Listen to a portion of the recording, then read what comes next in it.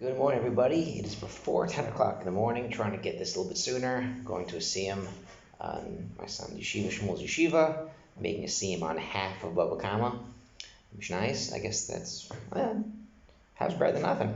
Halfway to go. I guess that's pretty impressive. This is a very exciting parsha. Juxtaposition. Haven't used that word in a really long time. That's exciting in and of itself. But mishpatim with Yisro. And the Pri Tzaddik talks about that Parsha Shpatim finishes Tikkun Shovim. Even though this year there's a couple of Shovim top, there's a couple of Terum V'Tzava, but most of the time the month ends, Shvat ends, and Shovim ends. And this is the Mount Tikkun. This is the month that we had Shemos, we went through Be'er Rabba, Shalach, Torah, ends with the Shpatim. But starts off kind of a strange way, Eved Ivri, slavery, what's the whole purpose of this? And everyone has a Dvar Torah as far as the Eved doesn't want to leave after 6 years, so he put a hole in his ear by the door, didn't want to listen to Hashem, he becomes an Eved, doesn't want to leave. So the Pri Tzaddik really puts it into perspective when he talks about what the purpose of Torah is, what the purpose of tshuva and yisurin, and the fixing of it. And then he throws a very interesting curveball, which has a tie into this week's Daf Yomi as well. So he doesn't listen to Hashem, and he sells himself. And it's worse than that, because, theoretically, you do any Aveira, you're not listening to Hashem and Har Sinai. Every Aveira you do, but why by this particular area, when he doesn't want to leave being an Eved, do we put a hole in his ear? He didn't listen when he ate not kosher. He didn't listen when he didn't do tzedakah. A lot of times he don't listen to Hashem, unfortunately. Why particularly here? It's because here, when he becomes an Eved, it's going down this really bad path, because he is a Ganav, which means he doesn't respect Hashem. He doesn't think Hashem is watching him, so he doesn't Aveira B'tzina. And worse than that, he now is 6 years, or amount of time until Shemitah, he's with this non-Jewish woman, and he has children that are not going to be his. They're going to belong to the master. And after all this time, when he's supposed to be rehabilitated, to now come back to society, similar to the Goel Adam, when he's in the era of Levium, he's a killer. He's supposed to now look at the Levium, learn Torah, better himself, so he's careful now. He doesn't kill anymore, even B'shogeg. And this guy, he's an Eved, and instead of now learning from his bad ways, he decides, you know what, 6 years, 5 years, it's Shemitah time. Instead of now leaving and going back to my family, going back to regular society, I'm fine with doing taivas, living with this non-Jewish woman, not doing all the mitzvahs. I don't have to do mitzvahs really. I'm a slave.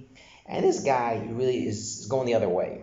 So we have Shemitah that kind of trying to set him on the right path. And he doesn't listen then in Shemitah.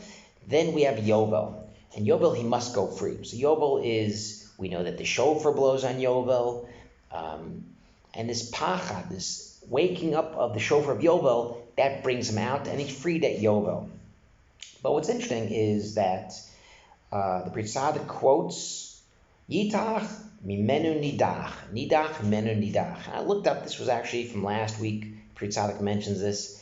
And I'm trying to find out where this is in the Torah. It's in Zohar somewhere. It's in Mishnah. No, it's actually in Shmuel Beis. Yidach mimenu nidach. Pushed away, you won't be totally pushed away. Where the heck is this in Tanakh?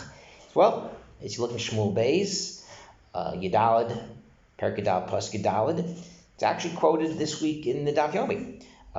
To know that person is supposed to go around when they're in Avelis with clothes from Avelim, dark clothes, ripped clothes. We see this with the wise woman of Tekoa. So we learn Navi. Most of you learn Navi but don't remember it, myself included, unfortunately, is that Avshalom kills Amnon, does a terrible thing with Tamar, and Avshalom raped his sister, kills Amnon, and Avshalom runs away a couple of years. And Yoav sees that David HaMelech is so upset that Avshalom's not there. So Yoav devises a plan to get this woman from Tekoa to dress up, make up a story that one of her sons killed the other son. The family want to kill the remaining son. What do you do? And David HaMelech hears this and says, you know something? They were both fighting. The two sons were fighting. One killed the other son. And for the whole family now to kill the remaining son would be terrible. And he says, I'll make a shvua. No one should touch this son. And the woman says, well, this actually is really a story about you.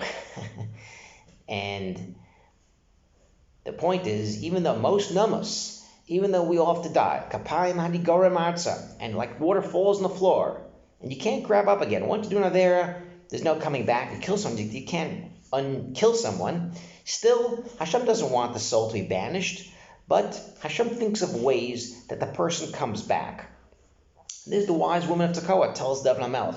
And this line, Nidach mimenu nidach, the Pri Tzaddik talks about, that no matter where you are, no matter what avera you may have done, there's a way to come back. Hashem doesn't want people to be banished forever, and whether it's Gilgulim, whether it's you have to come back in the next life to be mitaken in it, whether you're being mitaken in Gehenim, chas v'shalom, but the point is there's always a way back.